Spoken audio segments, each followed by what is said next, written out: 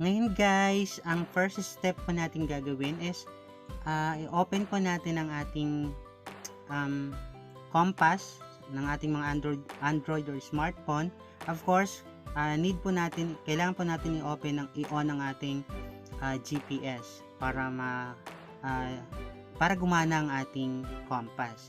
So ito guys ang aking north latitude 11.54 and ang aking namang east longitude is 124.4 something. May round off po natin yan mamaya guys dun sa setup ng ating systems settings. So yan guys, ang first po natin gagawin is punta po tayo sa system setting. Okay natin. Ayan. Tapos ayan, OSD language is English. Tapos K-tone. Para po sa akin, i-off ko po yan kasi maingay yan. And ito namang lock tone, required siya guys, mga talala na i-on kasi once makasagap siya ng signal, tutunog po siya guys. And itong flashlight naman po, kailangan yan pag naabutan tayo ng gabi sa ating installation. Power unit, hayaan na natin guys. So dito na natin i-input, ilalagay na po natin yung ating local longitude. And ayan guys, round off po natin kanina yung dun sa ating compass, 124.5 east longitude. Yan po ang aking local longitude. Ito naman po sa baba, ang aking local latitude is 11.5. Round up po natin, 11.5 north ang aking latitude. So yan guys, okay natin. Tapos return. Ayan. Return. Tapos dito naman po tayo sa satellite manager, magse-set up po tayo. Ayan guys, dito mag-a-add po tayo ng satellite name. And since para po ito sa GSAT or GPINOY, ang ating pong satellite name is GPINOY SES9. Para hindi po tayo mahirapan guys, mga talala maghanap or hanapin ang ating setup na ginawa once mag-install po tayo or mag-realign po tayo ng GSAT or GPINOY. And nga pala guys, wag po kayo maniniwala na hindi na gumagana yung ating SES9 satellite provider. Gumagana pa rin siya guys. In fact, kaka-install ko lang po kahapon sa kabilang barangay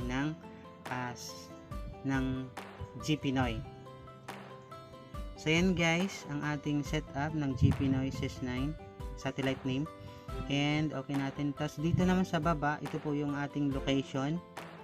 Yung location ng satellite po natin is 108.2 east. Yan po ilalagay natin dyan sa longitude.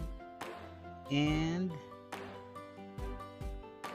okay natin. Tapos dito naman tayo sa universal po ang ating LNB type guys. So yung iba, wag na po natin galawin yan guys. And return po natin.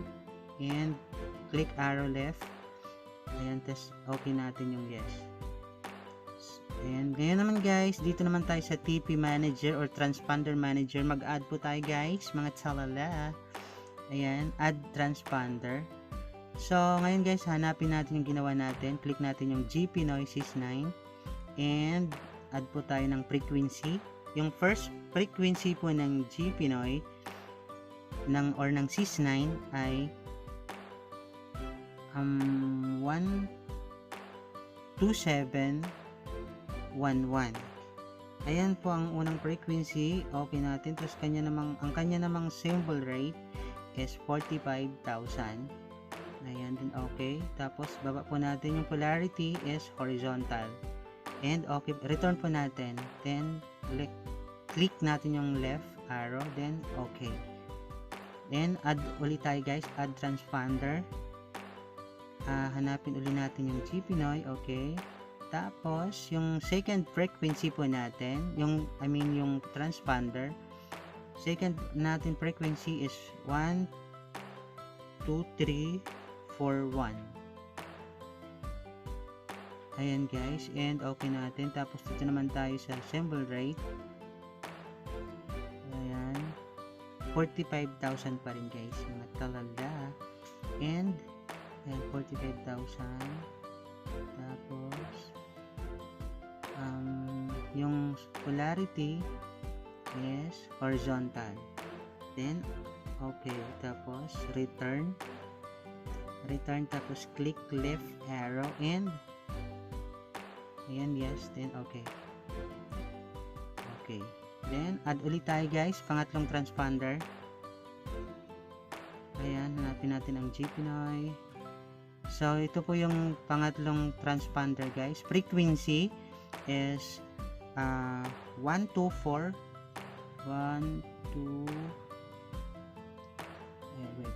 wait lang, balik natin 124 01.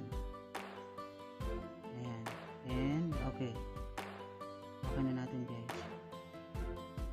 Tapos ito naman tayo sa symbol rate is 45,000 pa rin guys, 45,000. Ayan guys, and okay na. Then dito naman tayo sa polarity, horizontal pa rin yan guys, wag natin galawin yan. Then return, left arrow and yes, okay. And add ulit tayo guys, pang-apat na transponder. Click yung okay. Ayan, pang-apat na transponder yan guys. So hanapin ulit natin yung GPINOY. Ayan, ito po ang pang-apat na transponder. Ang kanya pong frequency is 124